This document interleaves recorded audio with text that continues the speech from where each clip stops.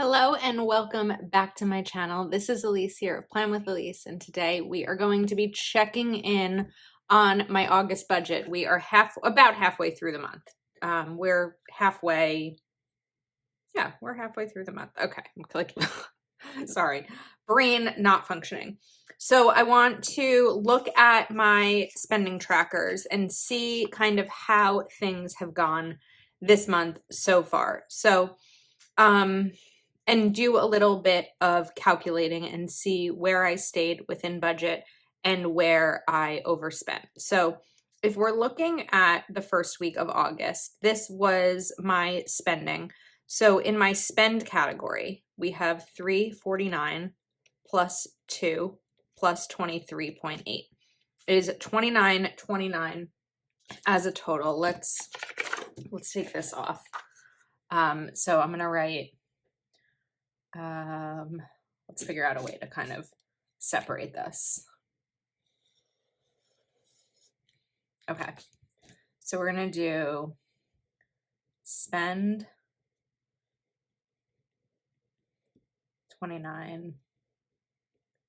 So I was under budget last week with spending because I budget $50 a week, and that remaining money went into a savings envelope, savings challenge, because it was extra. Groceries, I went over. So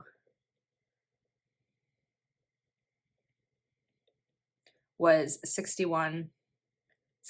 So I actually took from the spending envelope because by the time I did grocery shopping, it was Sunday. So I actually took from what was left in spending, knowing that I probably wasn't going to spend any more money that day. And then the remaining balance went there. All right, miscellaneous was $20.98. And I budget 150 for the month. So on miscellaneous, I am still on track. Clothes is an ongoing sinking fund. So while I don't necessarily have a monthly budget for clothes, I do have like a rolling sinking fund where I take some out, put some in as an ongoing basis. So I do have a little bit left over there, but I'm probably going to need to contribute to it more. Gifts was 48.02. And again, that is also an ongoing sinking fund. And then we have some business charges. So something for patrons. I guess we can add up my business expenses, but those are just sort of a little bit different. I had a flight that I had to buy. Well, 2 flights.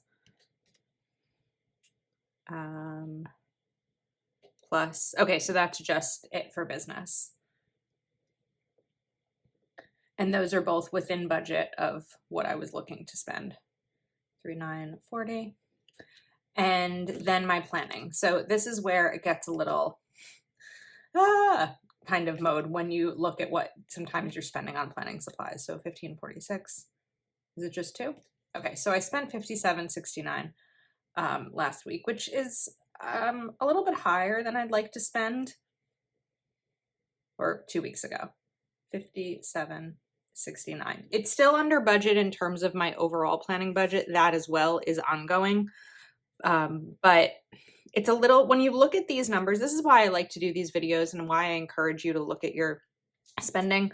I'm comfortable in all these areas. I mean, this was high, right? I don't book flights often, so flight is a flight. But the 57.69 on planning, what makes me happy about it is it's 2 small businesses, JoJo's Pretty Paper Shop and the Honeybee Shop. I pre-ordered a planner, and JoJo's Pretty Paper Shop, I placed an order. So that's where my spending looks like this way. Where do I deserve a gold star? I'm not going to write this, but I'll talk about it.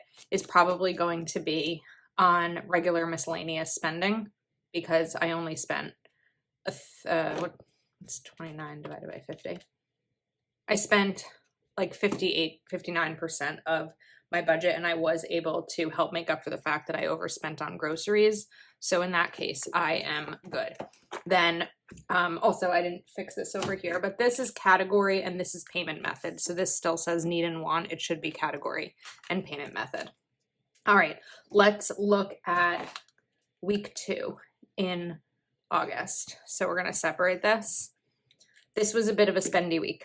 I'm aware of that before I even begin because I know when I'm spending. I don't want to always say overspending, but when I am spending. So let's go to planning first.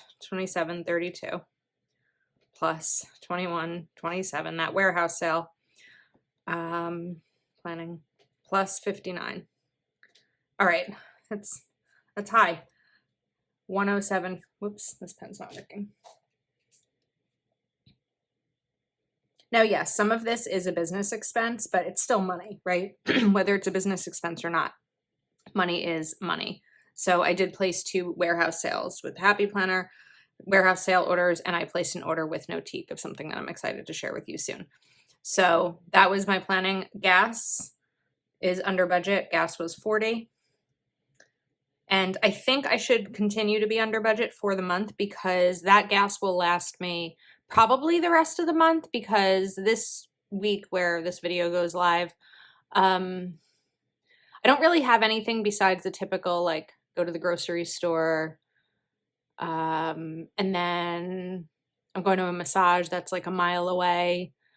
And then Saturday I'm leaving for vacation. So I'm going to be gone for a week. I'm not driving. And then I'll come home and have a few more days. And I still have like 3/4 of a tank of gas. So, and because I really don't drive a lot, I don't have a huge gas budget. Even though prices are higher, it's just not something that I personally need right now to create like increase. I still have $10 left in my envelope. All right, let's go to the spending category. So again, I was under budget with spending. And spending is just random things like an eyebrow wax and a keychain that I bought at Barnes & Noble. Okay, now we are going to go to gifts. This was an expensive week for gifts. 145. This was 263.45.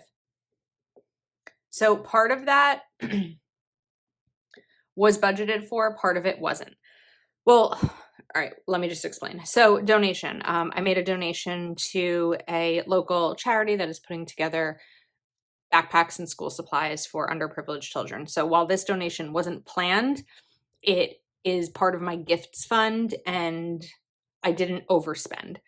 The baby gift that I bought at Target was for a baby shower that's a few months from now, but I just came across the registry and I wanted to buy the gift. So I'm going to need to do a sinking fund to pay myself back for this, because for now I took it out of savings, but I'll probably do a sinking fund in October maybe for that, because I have already done my September budget. So that'll be dealt with there. It was a high week with gifts, but I don't regret it. Like, I made a donation and I bought a baby gift that I would need to buy, anyway, or want to buy. I also spent a lot on fun this week. Now, it happens to just be two dinners out,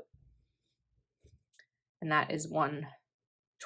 It is over my fun budget by $28. However, I'm under my spending budget. So those kind of even out a little bit. And I'm not opposed to pulling from one envelope to help with another when it's necessary. Or not necessary, but when I want to.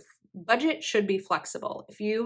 Maybe people don't agree with me and feel like it should be really, really strict, but I also think that it's important to have fun. Like, I went to dinner with a friend on Friday night that I haven't seen in 2 months, and this is one of my closest friends. And then on Saturday, I went to dinner with other friends that I also haven't seen in a while. So I spend so much time sitting here at this desk, working, filming, planning in my apartment by myself, that I'm not going to say no to dinner. There are other options, right? They went to hibachi, which was expensive. There are other ways to cut back in that case, but it's also really important to me to live my life and enjoy doing it when it's not going to hurt the bank. And manicure, I spent $50. I tried not a new nail salon, but a newer nail salon to me, because I wanted to see if it was cheaper than the other place I was going to, and it was $10. And that $10 is the tip. So it was a $40 manicure plus a $10 tip. That stayed within budget. And then food, because I'm going away, I only needed, groceries. a couple of different items, so I was under in my grocery budget. So what I'm going to do is take the leftover from my grocery budget, which is $11, and put that back into my fun fund because I'm comfortable moving things around a little bit. So it's a quick video and I hope not too confusing, but I also want to kind of address groceries, the importance of looking at these numbers, because while I didn't look at them last week in full, besides tracking them each day, I also just think it's valuable going into the following week. Like, I felt very spendy this weekend. Today's Sunday. As I go into tomorrow, meaning Monday, I'm going to be like, okay, I spent a decent amount on planner supplies last week. I don't need to spend more.